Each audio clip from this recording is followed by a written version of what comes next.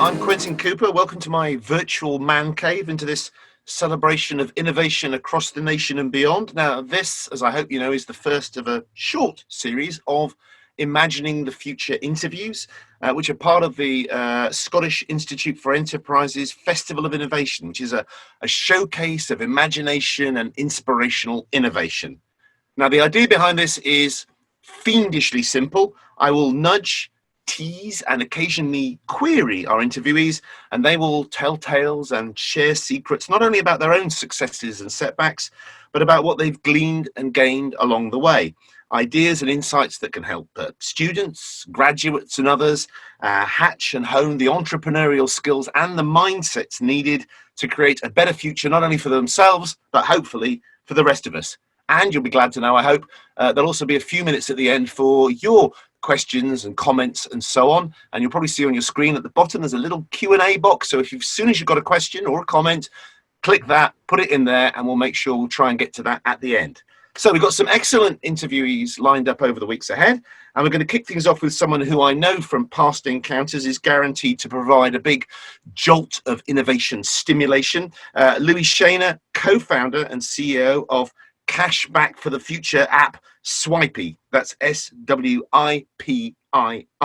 Now, Louis is also a Scottish Institute for Enterprise alumnus and a winner of the SIE's new venture competition back in 2014, which was back when Swipii was a new venture and he'd only just got it running.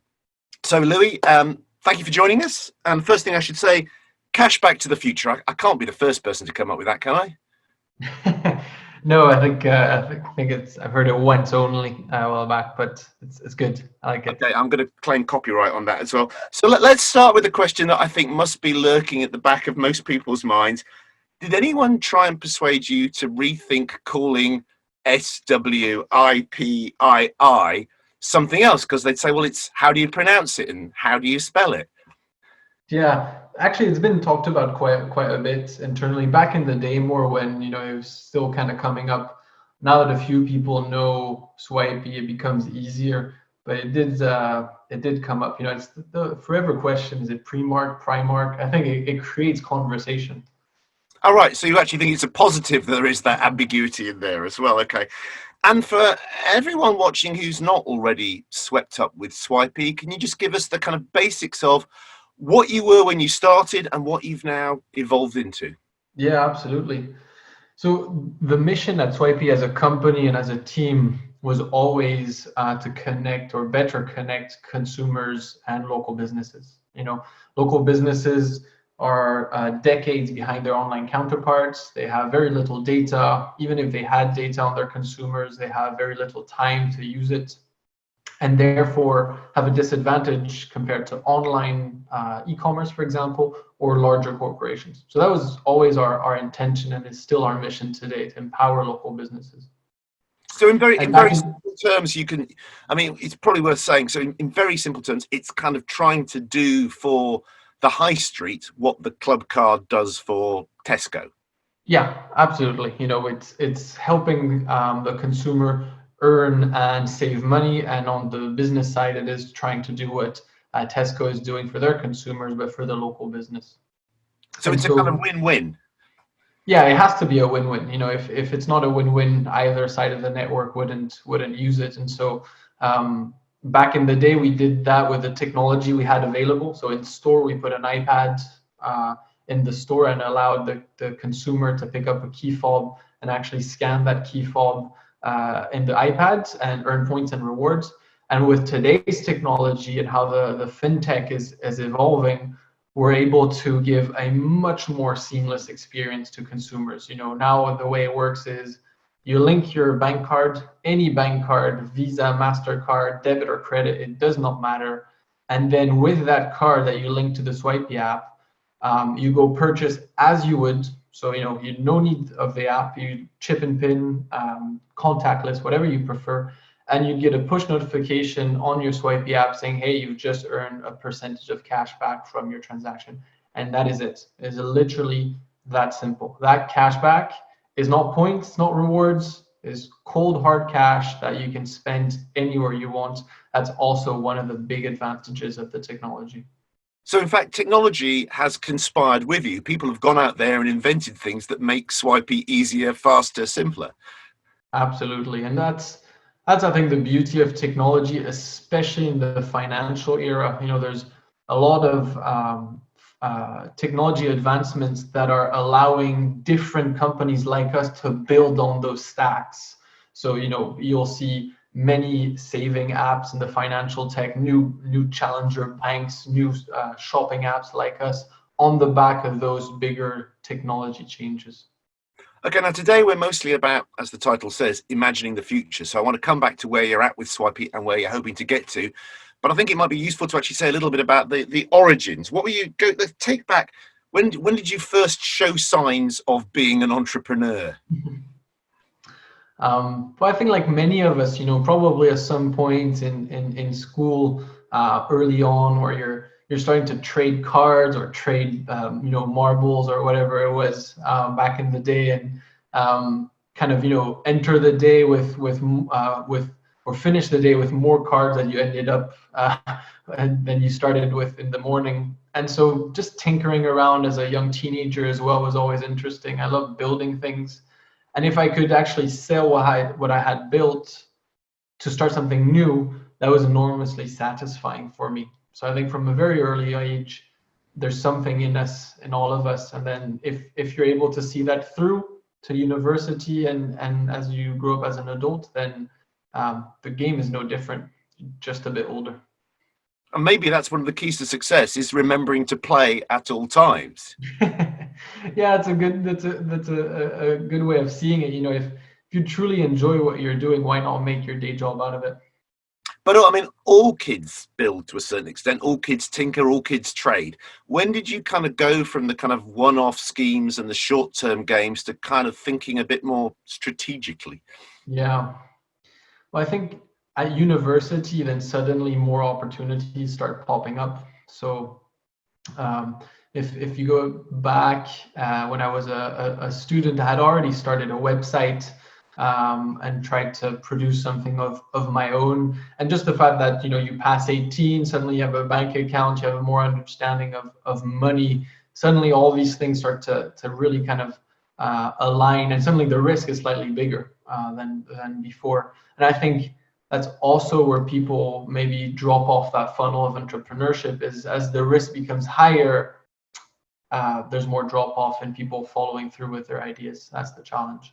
And do you think that's also partly a failure of imagination? Not necessarily imagination about an idea. A lot of people have good ideas, but then they don't follow through because they can't see themselves as being a CEO. At best, they might have a good idea and they might talk to their friends about it. Maybe they even go down the pub and their friends tell a friend, and it's somebody else who goes, that's a good idea, and they're the ones who profit. Yeah.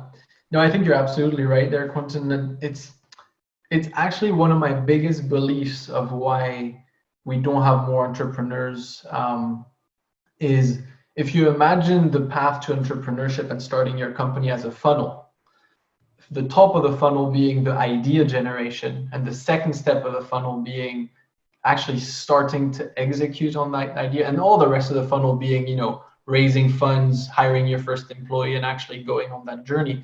I think the biggest drop off is from idea conception to execution of your first step. And there is a mental barrier there for people of, I don't know how to get started. What's the official process?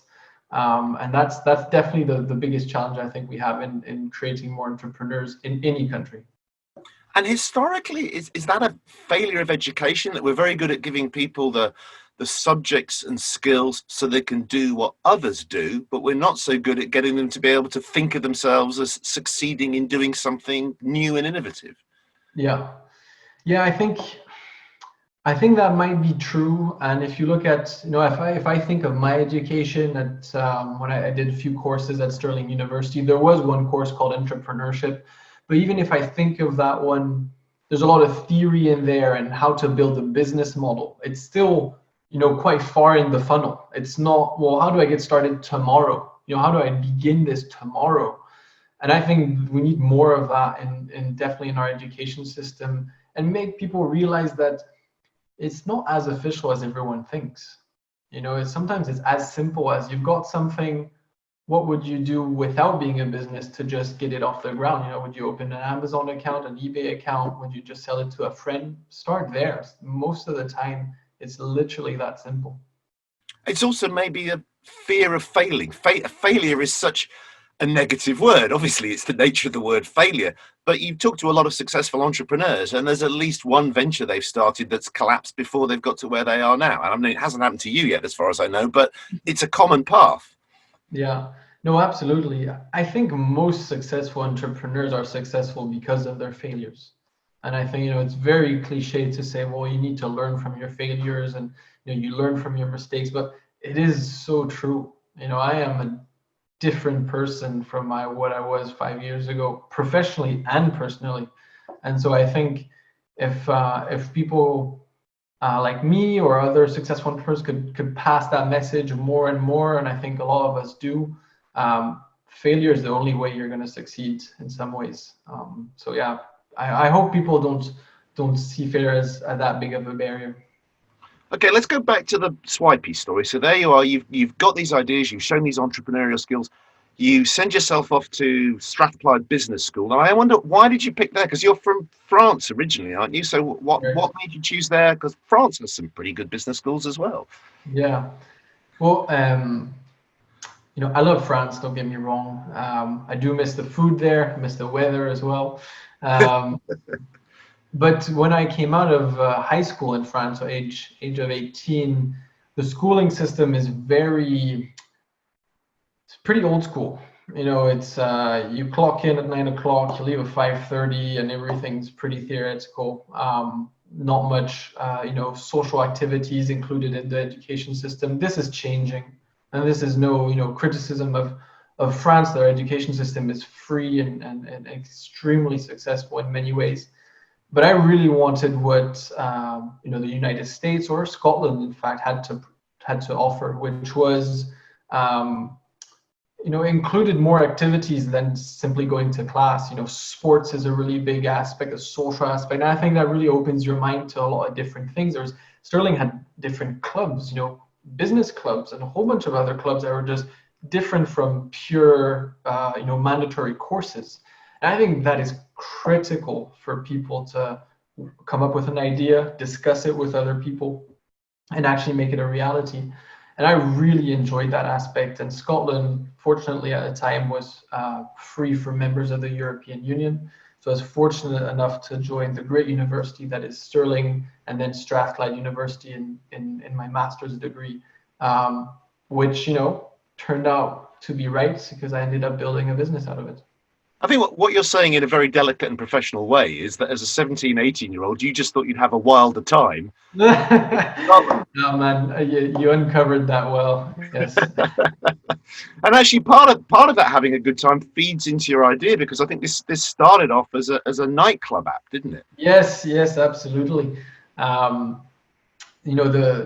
The true, I mean, it's a good example of how to get an idea to execution.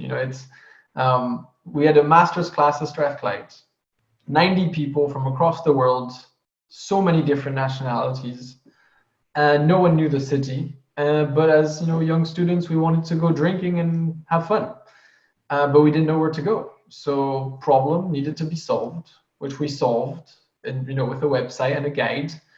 And it was easy to make it a reality because we had friends helping up, and it was something that would really solve our problem first. It wasn't a business plan. There was no Excel sheet or anything. It was our problem that we wanted to solve. And so making that first step was easy for us. Say, well, why don't we just go speak to nightclub owners and club owners and make it a reality? And next thing you knew, we were on this journey without even realizing it, and it became what it became. And at what point did you and your co-founder, Chitra Sharma, begin to realize, hang on, there's potential here that's almost unlimited? Well, once you start getting a little bit of traction, what tends to happen is you need a bit more money. And when you need a bit more money, you start speaking to wealthier individuals to hopefully, get that money and start accelerating. And as soon as you have those conversations, I think it really opens your mind to the potential, because those people have the experience and they start talking words like, well, you could do this across 2 cities, you could do this across the nation, you could do this across the world, and this is how you do it, and this is how you hire your first person. So I think once we started meeting, at the time was Ronnie Somerville, who's the founder and CEO at 5pm.co.uk, it became really serious, and it no longer was this student project.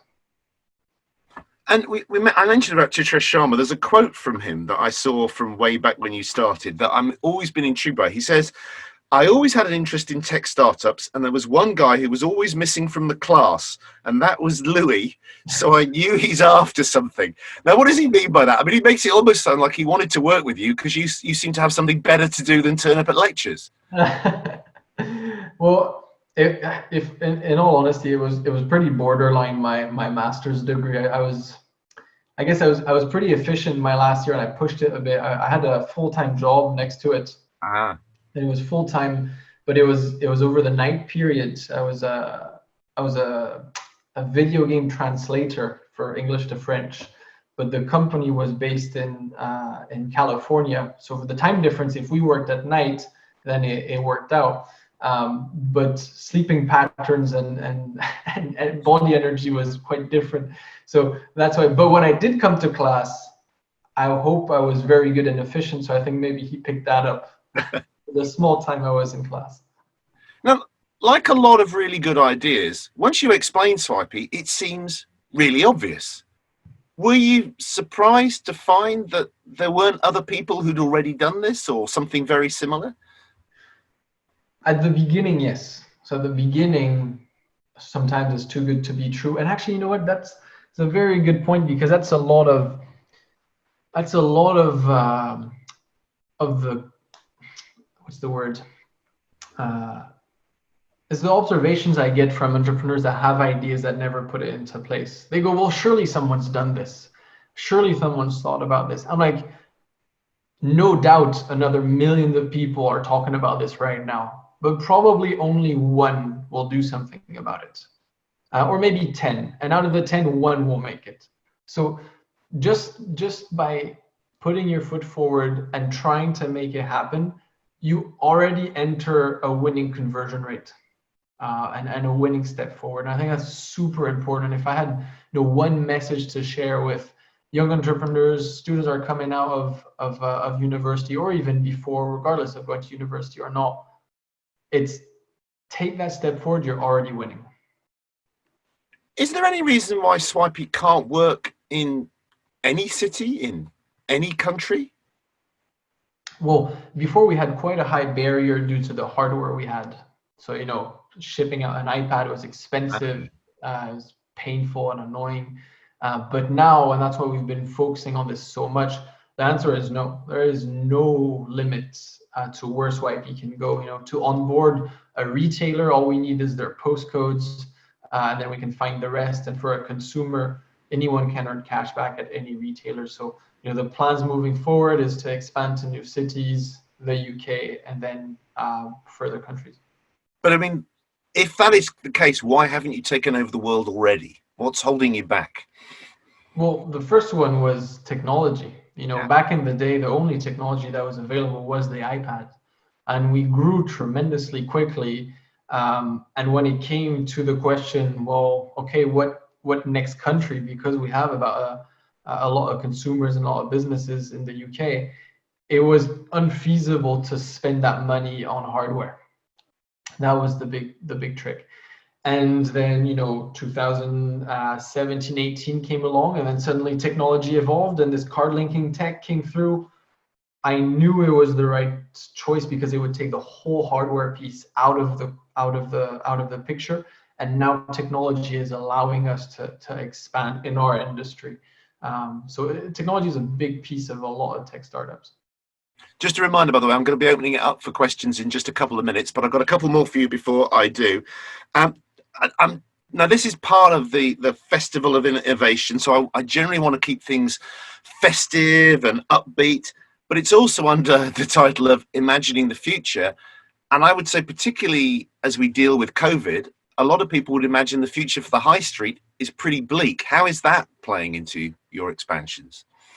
Yeah, so it's an interesting one, right? Our mission has always been about supporting the high street and the local businesses. So if anything, in this time as a team, we need to really double down on making sure we deliver that mission. Now, there's a high level of churn in businesses, opening, closing, opening. It's always been kind of the case. Businesses that small businesses will become medium chains and grow, the other ones will shut down and a new one will pop up. But I think, there's a few points that are important that the high street will always remain. The local businesses will always remain, even though online will keep growing. They need to work hand in hand. The first reason is local is always the greener alternative, and the world is starting to realize that we need to reduce our carbon footprint. So if you shop locally, you do things locally, it means you import less, you travel less, and your carbon footprint remains much lower. So anything around local, I believe, will continue because of that carbon footprint reduction. The second one is brick and mortar and local and offline is about the experience, the interaction with the staff, the experience in the store. So I think the local high street is important and will always remain in that regards, whereas online is about cheaper prices, not so much about your experience. Sure, you have your browsing experience, but that's nothing compared to in-store. And lastly, we're very social creatures. That's why, as human beings, and I think the social aspect of interaction with people, whether that's in a restaurant, a pub, a shop, even with a shopper, is extremely important. And it's part of the Maslow's hierarchy of needs. It's the love and belonging. You belong to your community, a sense of purpose sometimes. And so I have full belief that the high street will continue, but we need to help it in the right direction, and we can do that at Swipii.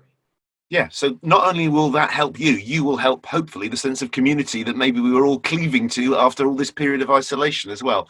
Now, just a couple of things. I've been told you shouldn't have role models if you really truly want to be an entrepreneur, because it's up to you to be innovative, not imitative. But are there people out there who you look at and think, yeah, you're doing it right?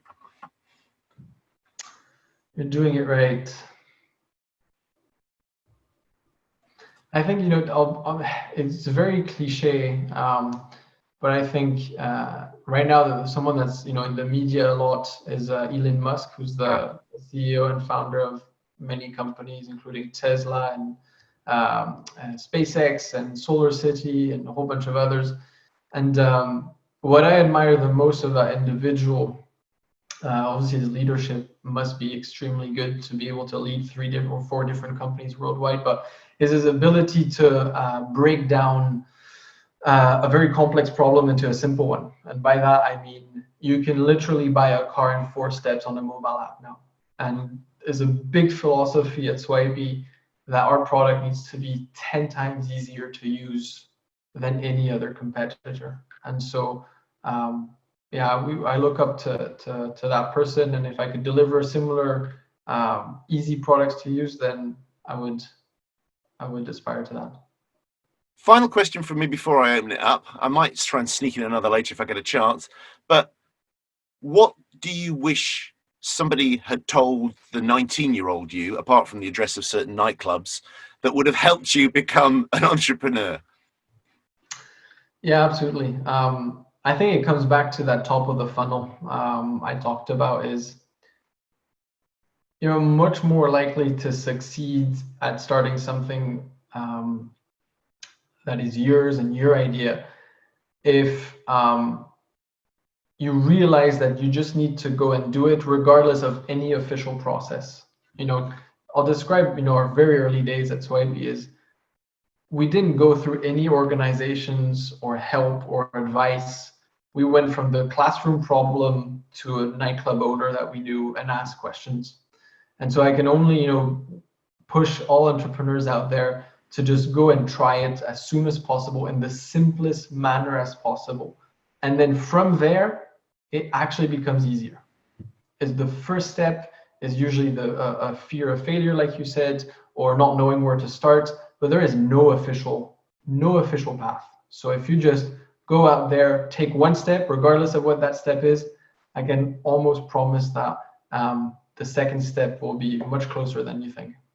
And if you do take a few steps and discover that somebody has trod that path before, you can always go back and do it again. But if you don't take those steps, you never learn.